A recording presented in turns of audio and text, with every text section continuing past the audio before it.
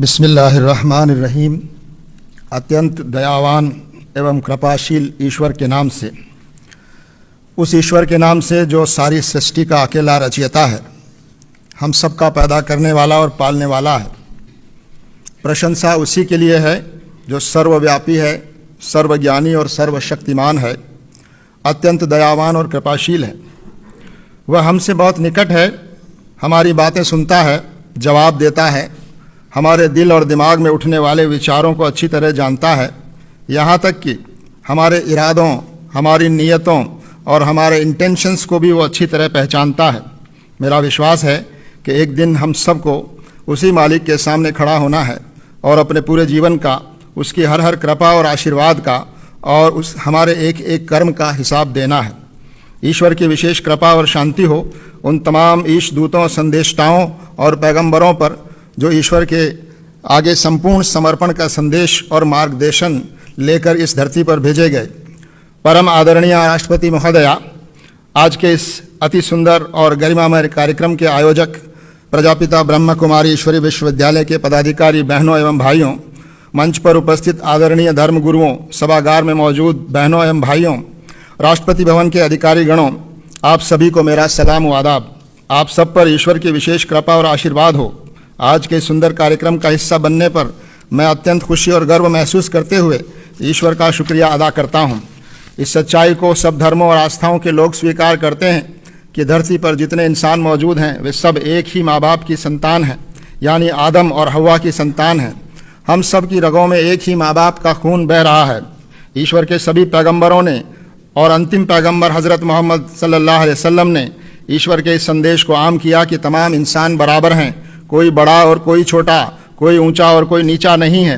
हर इंसान की इज्जत और उसका सम्मान होना चाहिए। हर मानव की गरिमा की रक्षा की जानी चाहिए। धर्म, जाति, लिंग, भाषा, क्षेत्र या विचारधारा किसी भी आधार पर किसी के अधिकार कम या ज़्यादा नहीं हो सकते।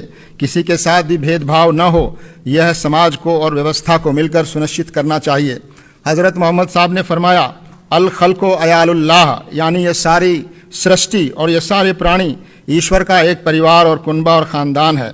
इसी तरह कहा गया, वसुधैव कुटुम्बकम, ये हमारे देश की सांस्कृतिक बुनियाद को बयान करने वाला वाक्य है।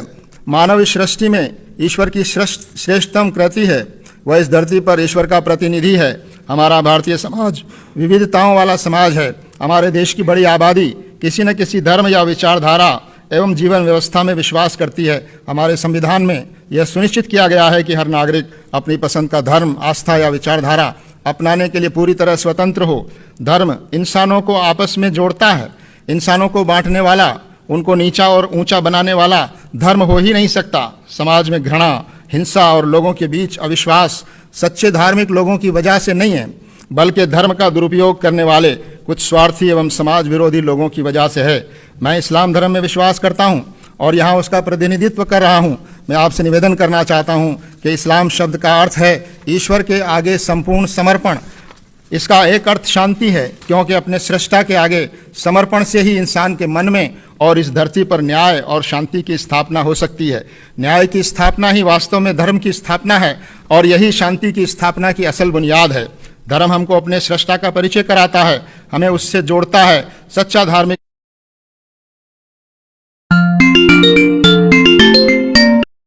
व्यक्ति ईश्वर से प्रेम करता है, इंसानों से प्रेम करता है, उसका सम्मान करता है और उनकी सेवा करता है।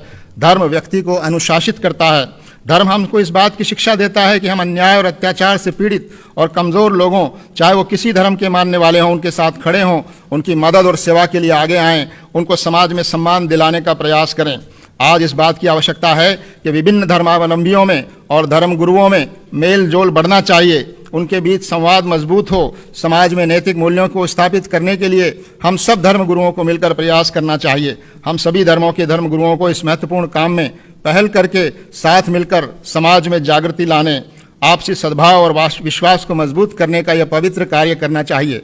और हम लोग ये कार्य कर भी रहे हैं, लेकिन इस कार्य को और अधिक सक्रियता से करने की आवश्यकता है। मैं ईश्वर से प्रार्थना करता हूँ कि वह हम सबको देश और समाज के प्रति अपना दायित्व पूरा करने की प्रेरणा और शक्ति प्रदान करे, ताकि हम सब मिलकर शांति पर आधारित और नैतिक मूल्यों पर आधारित और न्याय पर आधारित एक समाज का निर्माण कर सकें और भारत को प्रगति और समृद्धि की राहों पर आगे ले जा सकें। मैं इसी के साथ ईश्वर की बड़ाई और प्रशंसा और महामहिम राष्ट्रपति महोदय का धन्यवाद करते हुए अपनी बात समाप्त करता हूँ। शुक्रिया।